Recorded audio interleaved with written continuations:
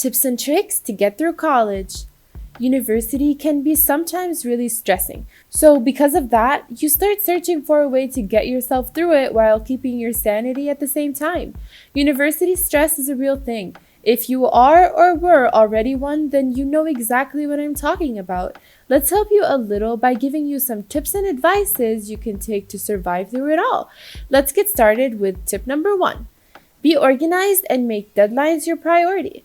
The first step you need to take is prioritize your tasks. If you have a clear idea of which assignments are the most important to you, just make sure you plan things the right way. It's such a simple step to take, but keeping a diary really is the quickest and easiest way to get better organized. Make sure you jot down all the deadlines which are looming and all the exams you have coming up, as well as penciling in a schedule of all your lectures and tutorial groups at the back. And the most important thing, write a to-do list. People who make lists are always better organized. Pinning a to-do list to your corkboard and ticking things off methodically will not only ensure you to keep on top of things, but will also keep you motivated. Number 2, take proper breaks. No matter how busy you are, find time to unwind and relax with family and friends. Research shows that taking regular breaks actually improves focus and allows your brain to retain information and make connections. Pursuing your hobbies and interests outside the classroom will not only help you feel more fulfilled, you'll also be more motivated and productive during the time you dedicate to your studies. It is very important that you take sufficient rest because you certainly will break down if you do not take one. It is very likely that you will revitalize yourself when you have proper breaks, and you will become energetic when you begin working on the mission again. Bear in mind that the main aim here is to spare time for your academic objectives, so going out for a couple of hours to rest your head from all the work is definitely not going to make you fail in your semester. Number 3, get a study buddy. Having a study buddy can make learning easier and more fun. You will be studying the same course and doing the same quizzes and assignments, so pooling your knowledge, resources, and skills will only increase your success rate. There are many different methods for studying effectively, but it isn't always easy to find the most effective method that works for you.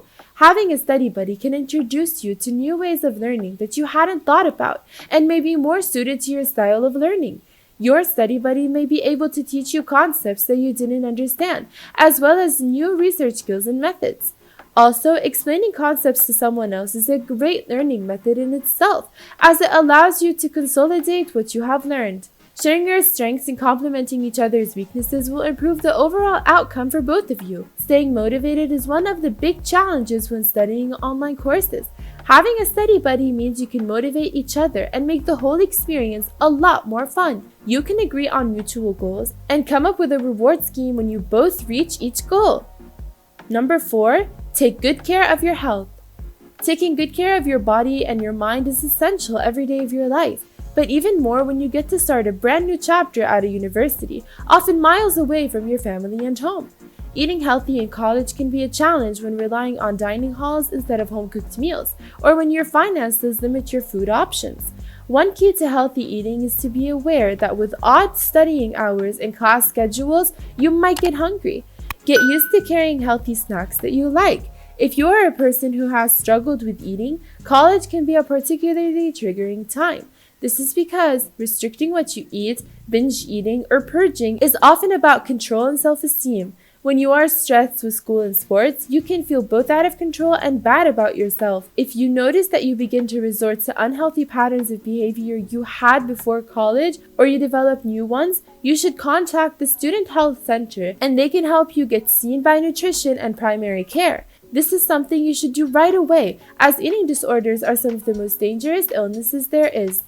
Number 5, know your learning style.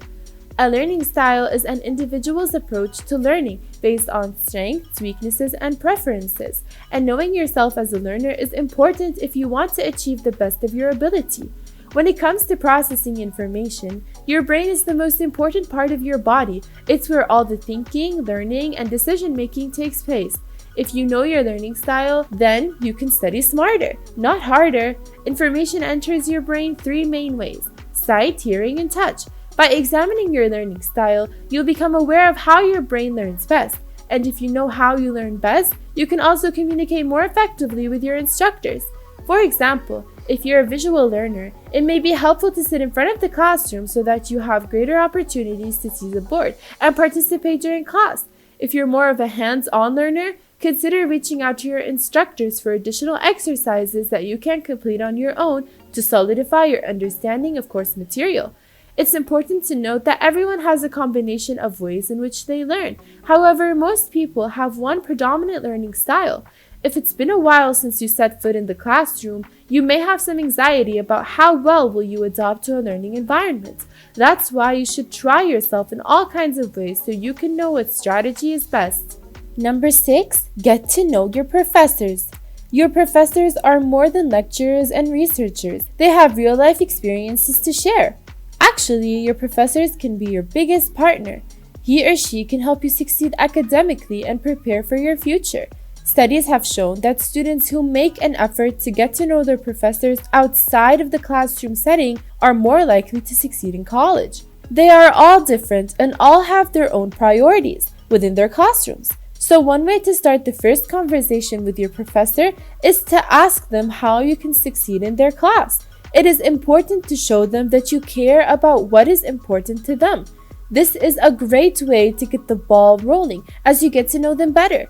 Many times when you look at the syllabus, class participation is listed as a percentage of your final grade. In short, this means that participating in class is just as important as completing homework assignments. If you are uncomfortable participating or speaking out in class, getting to know your professor is a way to increase your comfort level. Number 7, start applying for internships at the beginning of your first year. In your first or second year of university, the idea of entering the workforce can seem daunting, and hours in the library studying can feel so far removed from an actual career. Getting an internship early on in your degree can help you feel more connected to why you're at university and can help develop vocational skills you may not pick up in lectures. Interning eases you in your field, gives you a taste of the future, and can help you clarify your career direction. However, there are certain skills that can only be taught through experience. They're practiced, not preached. These skills include emotional intelligence, reading people, patience, intuition, problem solving under pressure, and common sense. Skills like working with people toward a common goal and applying facts to real-life situations all come from interning. In addition to this, you can actually get paid. Not all internships are unpaid. Many jobs offer a small salary or bonuses for completing certain work. In fact, many non-vocational placements are required to pay you for your work. Earning while you gain experience is a no-brainer. It helps you economically to meet your immediate needs while edging you closer to your end goal.